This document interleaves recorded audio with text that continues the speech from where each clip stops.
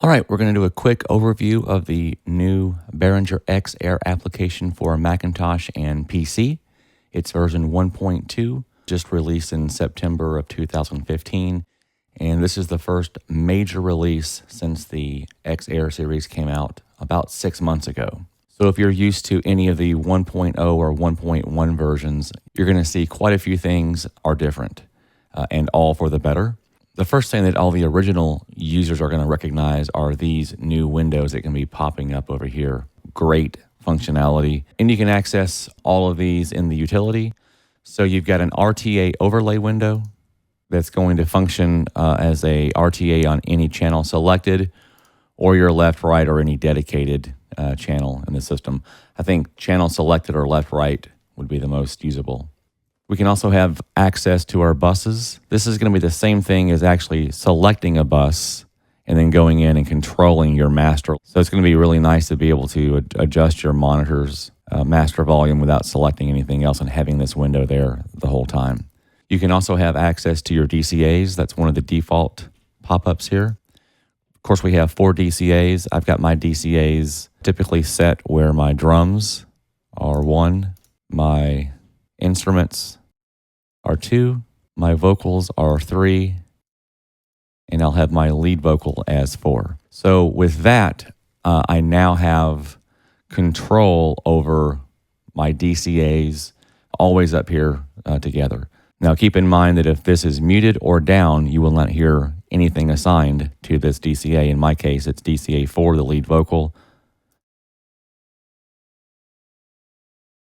So that was muted. You could see my signal over here, but you did not see it over here. So the mute will defeat this going to the left, right, and of course this volume now becomes a master volume for anything in that group. So pretty cool functions that we see in a lot of the major boards, big boards. It's nice to have that here. Another very cool thing is having all the effects, sends, and returns. So these are my sends. This is going to be what I am sending out aux3. In my case, I've got some delay right here. So having the ability to quickly access a mute to a send allows you to do some very creative things with your delay. So I can say, hello, and while that's delaying, still keep talking and it not being delayed. So a lot of cool special effects you can do with music where you want just certain words or phrases to delay and then pop it in and out with a mute on the send, not a mute on the return.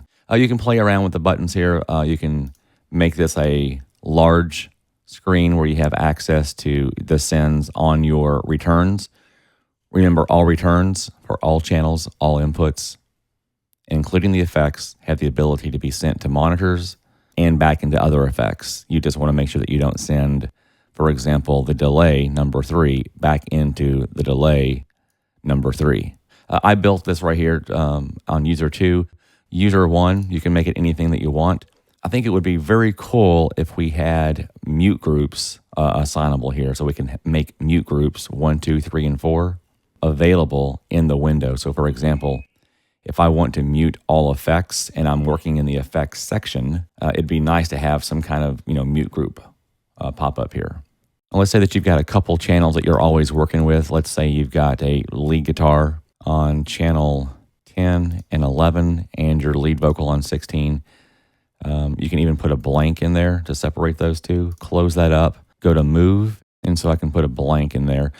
This comes from the Android app, which is a very cool thing. I was always envious of the Android app being able to do user banks with custom channel configurations and blanks like this, so this is really cool. On that same notion, I almost wonder if we shouldn't have select and move over here in the main window. So if we don't want to see our effects section over here, go ahead and remove those, make this a little bit smaller, and keep our effects on a separate window.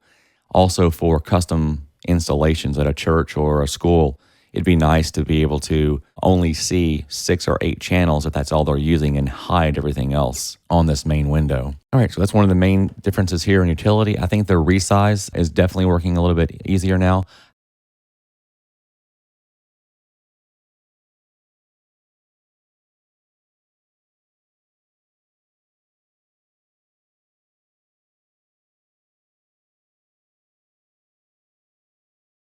And I'm sure it has something to do with the resolution. I'm in full screen mode on Mac, so that's all that you see here. So far so good. I don't mind having this smaller, so I can have these up. You do have control in setup, always on top, so that if you do put these over top of the main application window, they will stay on top. And when you click here, it will not get buried and you have to go digging for it. I'd prefer to have that screen smaller so that these are always visible and I'm not flipping back and forth with having to move these away to get to a channel. So having these off screen is a much better workflow for myself. One really cool thing that I like that they did, I think that was one of my suggestions, which is color coding our buses. So I've always got my monitors in yellow. So I've got yellow here. I'm not using 5, so if I pull that out and it's black, I know something's wrong. That's not actually a functioning aux5 for me. And bus 6 is my subs on aux, and I can see that's in red. So it's a really quick way for me to see that I've got 4 monitors, nothing, and subs on aux. And the same thing is true for your effects. I've got all my effects in blue, except for the combinator, which is not going to be functioning as an aux effect. It is inserted into the main left-right. So I've got 3 effects, and if I was to come down here, that's going to do nothing technically, since it's an insert effect. I like this upgrade here. I appreciate that. Keeps things nice and easy. Make sure you know what you're mixing to and your auxes. And of course, we've got the new auto mix function where we can assign certain channels to one of 2 groups, the XY group. That's what this second button is here on all of your channels. So if I want to go and set up my X and my Y, I've got 2 groups that will allow me to take priority. We'll be doing a separate video on that. I'll have 2 mics set up and we'll do a video on how that works and showing you how to set up your groups, your last gate, and how to dial in your thresholds to get all that working right. A few other graphical updates that look really good. Of course, the bus sections here. Oh, by the way, these new buttons are way better than the last buttons, just because they look like real buttons now. They're not the little ghosted knobs we had before. I like the color coordination on this as well. That's nice.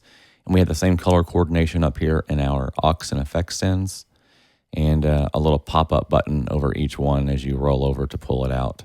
I wish we had some number metering right here. We don't have that. Be nice to be able to see where we are on the send amount. A few other things graphically that are cool is that we can see our gate, and if I hit it hard, we'll see our compressor. Check 1, 2. We can see our compressor coming down. Nice updates as well. And I believe the actual metering here in the channel strip is also new. That was not on the previous version. And speaking of meters, we also have a full meter bank, just like the X32. When I'm mixing on the X32, I've got an iPad always dedicated just to this screen. When you're running, 20 to 30 channels, it's very important to see what you've got going on metering-wise. I noticed that they don't have the meters for compressors and gates like they do on the X32, but again, we can at least see signal overall everywhere where we're going, so we can see our bus sends to monitors, bus sends to our sub, and our main left, right, and any monitoring in solo, which in my case, the monitoring right now is the left, right. All right, so that's just a quick overview of the interface.